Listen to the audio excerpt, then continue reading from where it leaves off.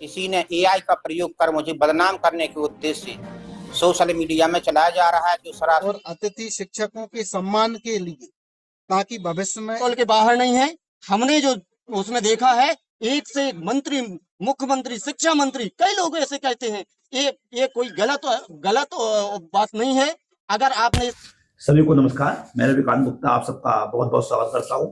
जो भी लोग चैनल में नए आते हैं, चैनल सब्सक्राइब कर ले, वीडियो को शेयर करते चले। साथियों, आज मैं बात करने जा रहा हूं आप लोगों से, क्या हम लोगों का मतलब कि अतिथि शिक्षकों का कोई सम्मान बचा है इस प्रदेश में? सरकार ने तो हमें कहीं का नहीं छोड़ा।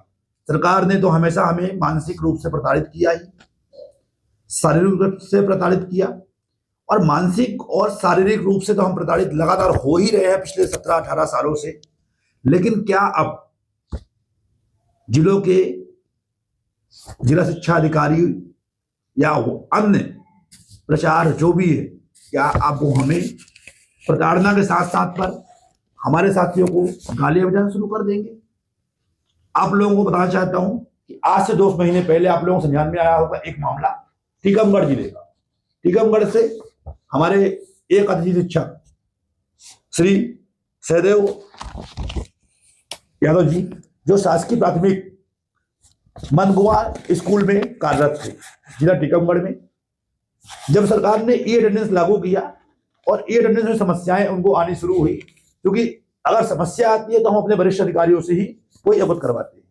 और उन्होंने पहले तो अपने प्रचार या जो समकक्ष जो उनके भी अधिकारी भी हो, सबको अवगत करवाया। जब समस्याएं वहां सॉल्व नहीं हुई तो उन्होंने अपने जो जिले के जिला शिक्षा अधिकारी हैं उनको अवगत करवाया।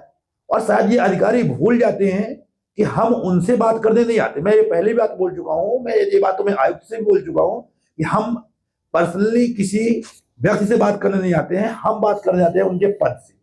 क्योंकि जो उस कुर्सी पे बैठेगा, चाहे वो आज चौहान जी बैठे हैं, श्री हनुमत सिंह चौहान जी बैठे हुए हैं, जिला जो डीओ है टीकमगढ़ के, आज हम उनसे बात कर रहे हैं, और कल अन्य व्यक्ति कोई आके उस कुर्सी पे बैठेगा तो हम उनसे बात कर रहे हैं, करेंगे। हम किसी सामान्य व्यक्ति से बात करने नहीं आ रहे हैं। और हमारा अधिकार है कि हम आपसे अपनी समस्याओं को, क्योंकि आप हमारी समस्याओं का समाधान करने के लिए ही वहां बैठे हुए हो, और आपको ये कोई हक नहीं है इसमें कि अगर कोई व्यक्ति आपसे अपनी समस्या को समाधान करवाने के लिए आ रहा है तो आप उसके साथ अभद्रता करो। ये मामला इतना उजागर होने के बाद पूरे मीडिया, सोशल मीडिया में जो ऑडियो वायरल हुआ, इसके बाद भी आज तक उनके ऊपर कोई कार्रवाई नहीं हुई। एक नई चीज सीख ली है लोगों ने कि पहले तो किसी को गाली दो, कोई भी गलत कमेंट कर दो, और जब उस कमेंट में आप पकड़े जाओ तो सबसे अच्छा हथियार आ गया है एआई। उस पर बयान दे दो कि मैंने ये तो किया ही नहीं, ये तो एआई द्वारा बना करके कर दिया गया। शायद वो ये भूल जाते हैं कि एआई का और ओरिजिनल ऑडियो का भी जांच होने पर मालूम पड़ती है कि आवाज किसकी है, एआई की है या ओरिजिनल है। और इस मामले को लेकर के मीडिया ने काफी तूल पकड़ा। लगभग पूरे प्रदेश में मंत्री से लेकर के हर आम व्यक्ति तक ये ऑडियो पहुंचा। लेकिन आखिर कारण क्या रहा कि एक प्रभारी जिला शिक्षा अधिकारी को गवर्नमेंट हटा नहीं पाई? एक प्रभारी जिला शिक्षा अधिकारी के ऊपर आयुक्त, सचिव, मुख्यमंत्री के यहां शिकायत होने के बाद भी कार्रवाई नहीं हुई, और आज जरूर आश्वस्त किया है।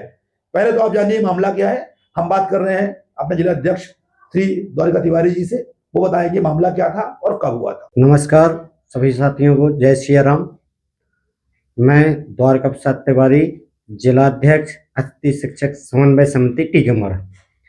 आज मैं बहुत गंभीर मुद्दे पर आप लोगों का ध्यान आकर्षित करना चाहता हूं कि जो हमारे टीकमगढ़ जिले के बल्लेगढ़ ब्लॉक के अंतर्गत मनगुआ में कार्यरत अतिथि शिक्षक श्री सहदेव यादव, जिन्होंने ई अटेंडेंस के संबंध में पहले संकुल प्राचार्य से बात करनी चाहिए, डीओ से जब उनसे संपर्क किसी तरह से नहीं हो सका तो उन्होंने जिला शिक्षा अधिकारी श्री हनुमत सिंह चौहान का फोन लगाया।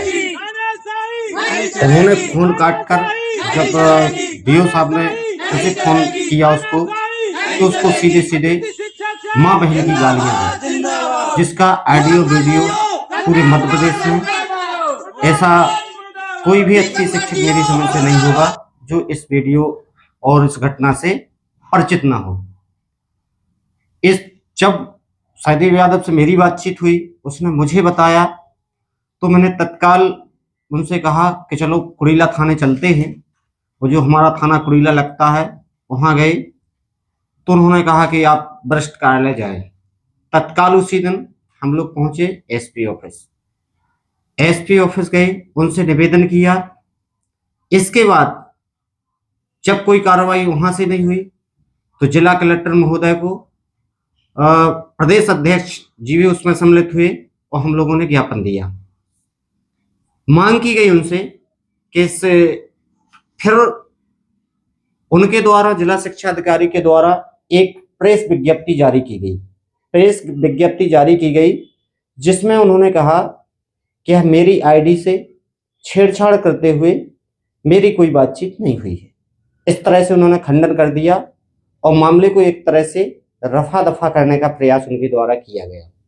जैसे ही हम लोगों ने उसको देखा कि उन्होंने प्रेस विज्ञप्ति में ये बोला है, फिर से दोबारा हम लोग गए और हम लोगों ने फिर से जिला कलेक्टर महोदय को, एसपी महोदय को कि श्रीमान जी अगर इस तरह से है तो क्या जिला शिक्षा अधिकारी जो कह रहे हैं कि हमारी एआई के साथ, हमारी आईडी के साथ छेड़छाड़ की गई है और मेरी कोई बातचीत नहीं हुई है, तो क्यों ना इसकी उच्च स्तरीय जांच करा ली जाए।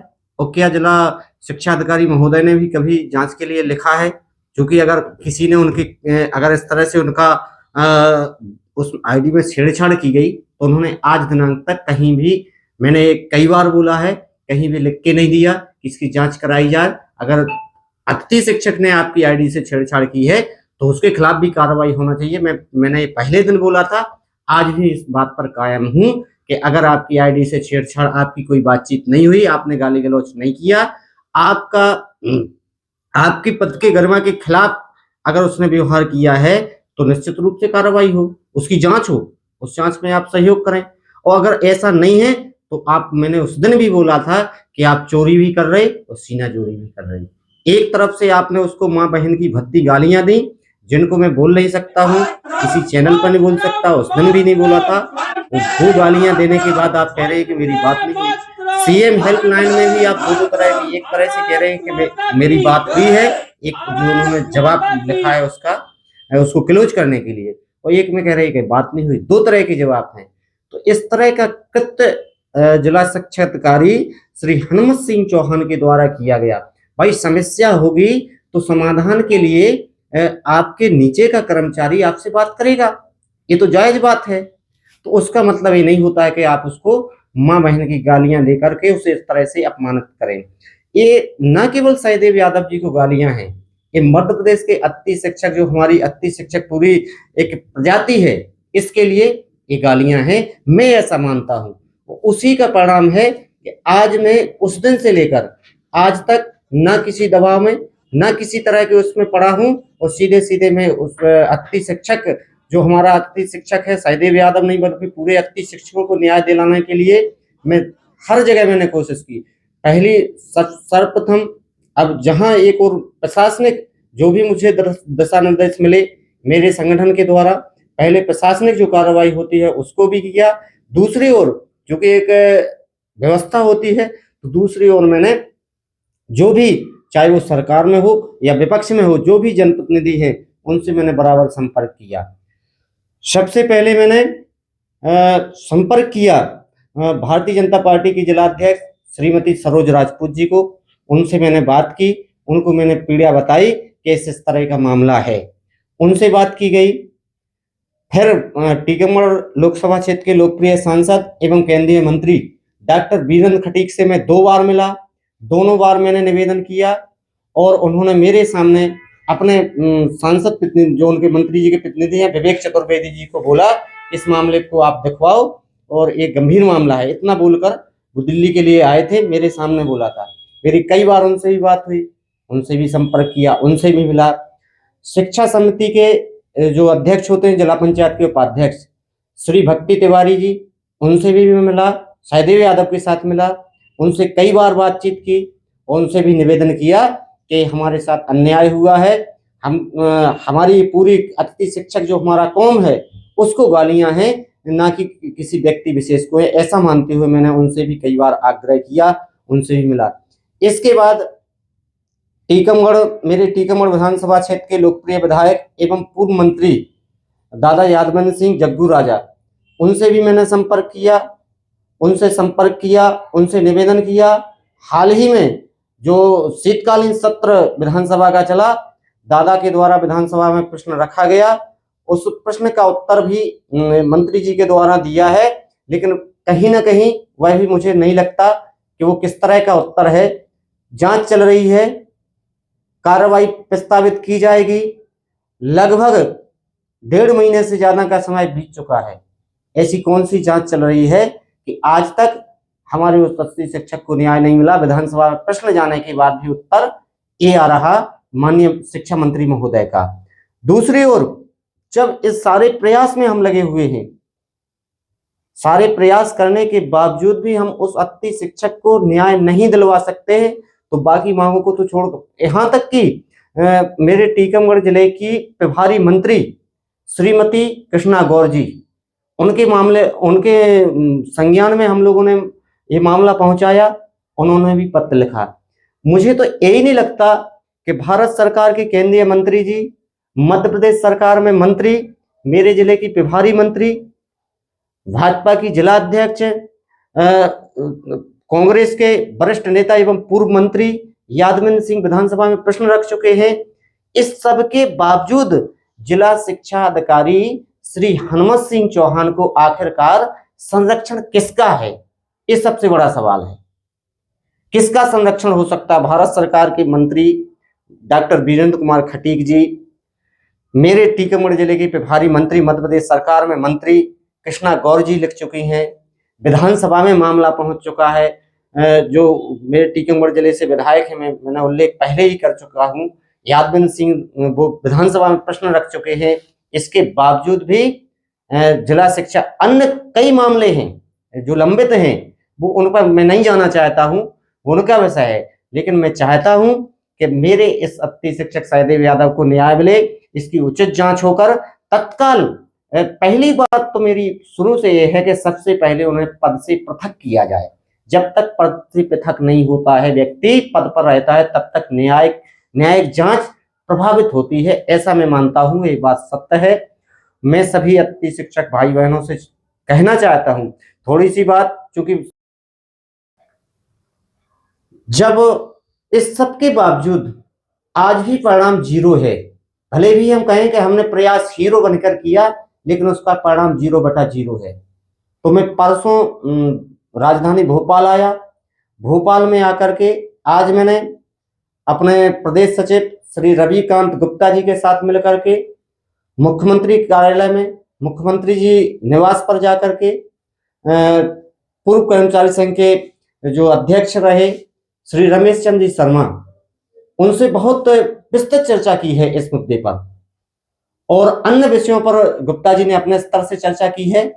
अन्य जो मांगे 80 शिक्षकों की है, लेकिन इस मुद्दे पर भी काफी चर्चा हुई। लगभग 10 से 15 मिनट केवल सहदेव यादव के मुद्दे पर आदरणीय शर्मा जी ने पूरे मामले को सुना है, और उन्होंने आश्वस्त किया है कि आज आप लोगों के द्वारा मेरे संज्ञान में मामला आया है, निश्चित रूप से जो कार्रवाई न्याय संगत होगी वो होकर रहेगी, इसे कोई नहीं रोक पाएगा। इसके बाद शिक्षा मंत्री के पास भी हम लोग गए हैं। बाकी जो भी होगा, आप सबका सहयोग की अपेक्षा है। आप सबके महोदय जी नमस्कार। नमस्कार सर जी, डेली की अटेंडेंस की समस्या है। मैं सहदेव यादव मनगुआ शासकीय प्राथमिक शाला से हूँ। अतिथि शिक्षक तो जी डेली की समस्या है, जैसे हाँ जी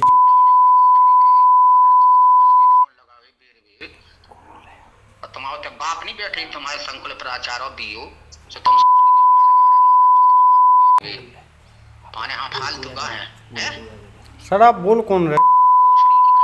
नहीं बोल कौन रहा है सर?